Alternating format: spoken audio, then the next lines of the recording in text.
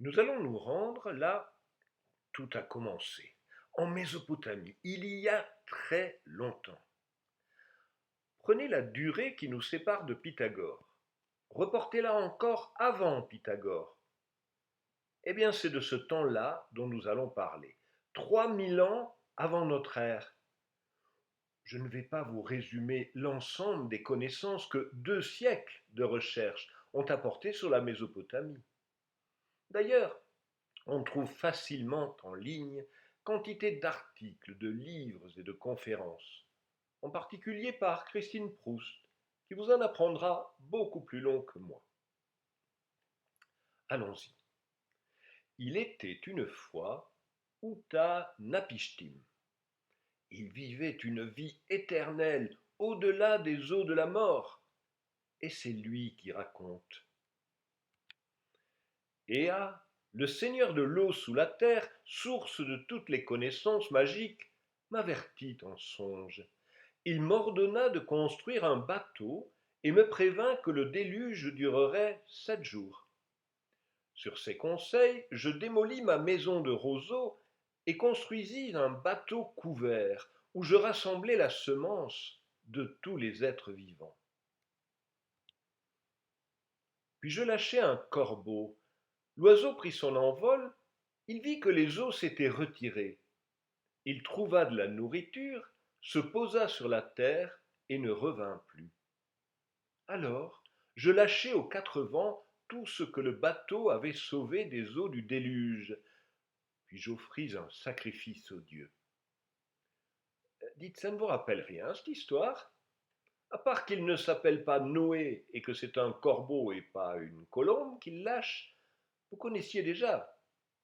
Eh oui, sauf que ce récit est bien antérieur à l'écriture de l'Ancien Testament. C'est la toute première épopée de l'humanité, plus de 2000 ans avant Homère. L'épopée de Gilgamesh et de son double Enkidu, auteur de toutes sortes d'exploits, comme par exemple d'étouffer un lion à main nue. Pour vous dire à quel point c'est un héros et qu'il a réussi, il a même une Rolex au poignet. Oui, l'histoire a commencé entre les 2 fleuves, le Tigre et l'Euphrate. Mais qui dit histoire dit mémoire transmise. Il n'y a eu histoire que parce qu'il y a eu écriture. Cette fameuse écriture cunéiforme qui s'écrivait à la pointe du roseau sur des tablettes d'argile. C'est sur des tablettes comme celle-ci qu'on peut lire encore aujourd'hui les aventures de Gilgamesh et Enkidu. Le mythe de Gilgamesh n'est pas le seul emprunt mésopotamien de la Bible. Il y a aussi la tour de Babel. Elle a probablement été inspirée par la ziggourate de Babylone, qui frappait les imaginations des contemporains par ses dimensions. 7 étages, 91 mètres de côté à la base. On l'appelait Etemanki, soit plateforme de fondation du ciel et de la terre. Oh, elle a disparu depuis longtemps. Si on a pu imaginer la reconstitution que vous voyez, c'est parce que la trace écrite en a été conservée sur la tablette de l'Essagil, qui donne ses dimensions sous forme de problèmes mathématiques.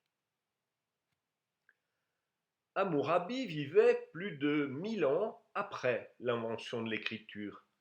Son règne a duré 43 ans, de 1792 à 1750 avant notre ère.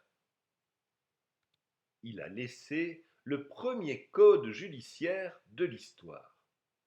Bien sûr, la justice de l'époque nous semble maintenant barbare, voire totalement irrationnelle, en particulier l'ordalie par le fleuve. Quiconque porte une accusation contre un homme et que l'accusé va au fleuve et saute dans le fleuve, s'il coule dans le fleuve, l'accusateur prendra possession de sa maison. Mais si le fleuve prouve que l'accusé n'est pas coupable et qu'il en réchappe sans dommage, alors celui qui a porté l'accusation sera mis à mort. Cependant, que celui qui a sauté dans le fleuve prendra possession de la maison qui appartenait à son accusateur. C'est toujours du code d'Hammurabi que dérive la loi du talion, le fameux œil pour œil, dent pour dent. Si un homme arrache l'œil d'un autre homme, son œil sera arraché. Si un homme brise un os de notre homme, son os sera brisé. Si un homme brise une dent de son égal, une dent doit lui être brisée aussi. Mais rassurez-vous, si un homme arrache l'œil de l'esclave d'un autre homme, il devra simplement payer la moitié de la valeur de l'esclave. Pour aussi choquant qu'il nous paraisse, le code d'Hammurabi était un pas décisif dans l'histoire de la justice. Que l'homme maltraité qui a un procès vienne devant ma statue de roi de justice, qu'il lise ma stèle inscrite, qu'il entende mes paroles très précieuses, que ma stèle lui montre son cas et qu'il voie son verdict. Eh oui, une justice équitable et codifiée est un progrès majeur dans l'histoire de l'humanité, et ce progrès n'a été possible que parce qu'il y avait une écriture. Et parce que le code d'Hammurabi pouvait être recopié et lu. Cette invention fondamentale qu'est l'écriture a des explications multiples. Je vais vous en livrer une qui, à défaut d'être unique, présente l'avantage de relier de façon très plausible l'apparition de l'écriture à l'histoire des mathématiques. Pour qu'il y ait nécessité d'une écriture, il faut qu'il y ait une mémoire à enregistrer, qu'il soit utile de conserver. Ça a été le cas à partir du moment où une société de redistribution s'est organisée. Vous envoyez le récit le plus ancien sur ce magnifique vase, le vase de Varka. Le tiers inférieur représente des paysans en train de travailler la terre, avec production de plantes et d'animaux domestiques.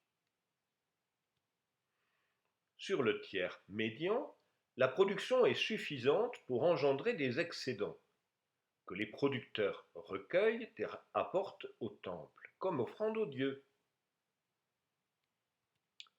Sur le tiers supérieur du vase de Varka, les richesses accumulées dans le temple sont gérées et éventuellement redistribuées par les prêtres. Dans une économie où les denrées ne sont plus nécessairement consommées par leurs producteurs, il est indispensable d'avoir un système de décompte et d'enregistrement de ce qui a été donné et reçu. Ce système d'enregistrement est bien antérieur à l'écriture. Voici une bulle comptable. C'est une boule d'argile creuse contenant des jetons qui pouvaient symboliser des quantités de différentes denrées. Une fois la bulle refermée, le compte était scellé.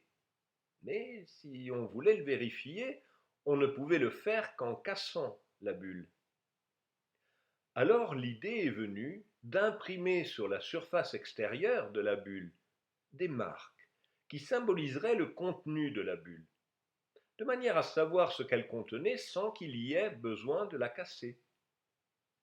Ensuite, on s'est dit qu'il n'était pas indispensable de remplir la bulle.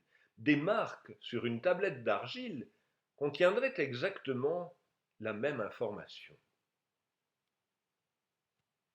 Voyez ici des jetons de formes variées. Les formes correspondaient aux différentes denrées et à leur quantité. Quand le système des jetons a laissé place aux marques sur les tablettes d'argile, il a fallu des marques pour les quantités et des marques pour les différentes sortes de denrées. Les premiers nombres seraient donc apparus en même temps que les premiers idéogrammes. Voici une tablette de compte datant des débuts de l'écriture. Les quantités sont clairement lisibles. Une encoche en forme de lunule est une unité. Une encoche ronde, une dizaine. Sur une face de la tablette à gauche sur l'image, vous lisez 5, 5 et 10 en haut. 13, 10 et 5 en bas. À côté de chacun des nombres figure une représentation de ce qui a été dénombré, une sorte d'idéogramme. L'autre face de la tablette à droite de l'image montre le cumul des quantités de la première face. 5, 5, 10, 13, 10, 5, le tout ajouté égale 48. Et c'est bien ce qui est noté. Il a fallu une évolution de plusieurs siècles pour passer des idéogrammes et des marques numériques à l'écriture cunéiforme et la numération sexagésimale. Un clou vertical est une unité, un chevron ouvert à droite une dizaine. Jusqu'à 60, l'écriture des chiffres est cumulative et décimale, comme vous le voyez. Autant de chevrons que de dizaines et autant de clous que d'unités. Mais le nombre 60 est noté à nouveau par un clou, de même que le nombre 1 sur 60 et le nombre 60 au carré. D'où le nom de numération sexagésimale flottante pour la base 60 et la notation qui ne dépend pas de l'ordre de grandeur. Chaque civilisation qui a mis au point une écriture a eu un système de numération. La plupart des systèmes étaient en base 10, certains en base 5 ou 20, ce qui se comprend aisément par l'habitude de compter sur ses doigts. La base 12 a eu aussi ses adeptes. Pourquoi 12 plutôt que 10? Deux raisons possibles. D'une part, 10 n'a que 2 diviseurs propres, alors que 12 en a 4. D'autre part, chaque doigt a 3 phalanges, et si on utilise le pouce pour désigner les phalanges des 4 autres, on compte bien jusqu'à 12. Il n'existe qu'un seul exemple de civilisation ayant compté en base 60, et c'est la plus ancienne. Pourquoi 60? Des quantités d'hypothèses ont été émises, mais aucune n'a été véritablement démontrée. La première hypothèse est d'origine astronomique. Il y a un peu plus de 365 jours dans une année, ce qui a été arrondi à 360. Comme 360 est une base beaucoup trop grande pour être utile en pratique, la base 60 s'est imposée. Parmi les bases possibles en pratique, 60 est celle qui a le plus de diviseurs. En particulier, elle est divisible par les premiers entiers jusqu'à 6. Georges Ifra a émis l'hypothèse d'une synthèse entre deux peuplades dont l'une utilisait la base 10, l'autre la base 12. Il donne des arguments étymologiques assez convaincants.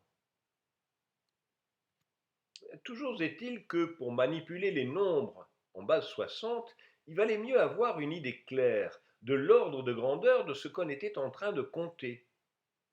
Les ambiguïtés sont nombreuses. Deux clous verticaux l'un à côté de l'autre peuvent, bien sûr, désigner 2 ou 120, ou 2 sur 60, mais aussi 61, voire 3660 ou 3601. Pour nous, qui sommes habitués à la rigueur de la numération indienne, comprendre les opérations mésopotamiennes demande une certaine souplesse intellectuelle.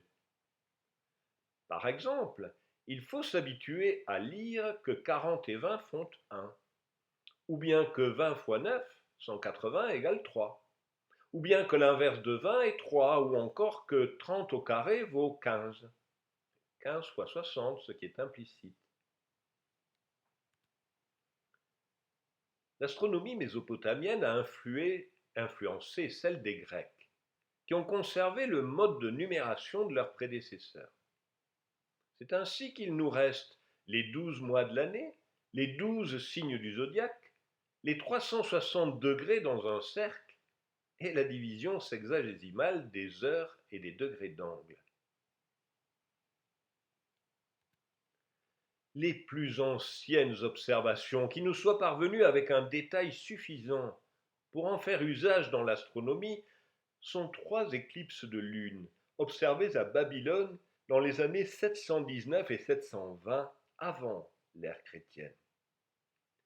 Ptolémée, qui les rapporte dans son Almageste, s'en est servi pour déterminer le moyen mouvement de la Lune. Eh bien, c'est Pierre-Simon Laplace qui écrit ceci en 1796 après Jésus-Christ, à propos de Ptolémée qui date du second siècle. Rendez-vous compte, Hammurabi était plus ancien pour Ptolémée que Ptolémée pour Laplace. En même temps, Ptolémée ne connaissait pas Hammurabi. Quand Ptolémée vivait, il y avait bien longtemps que la compréhension de l'écriture cunéiforme s'était perdue, avec les langues qu'elle notait et la tour de Babel. Mais l'astronomie et la base 60, elles, ne se sont jamais perdues.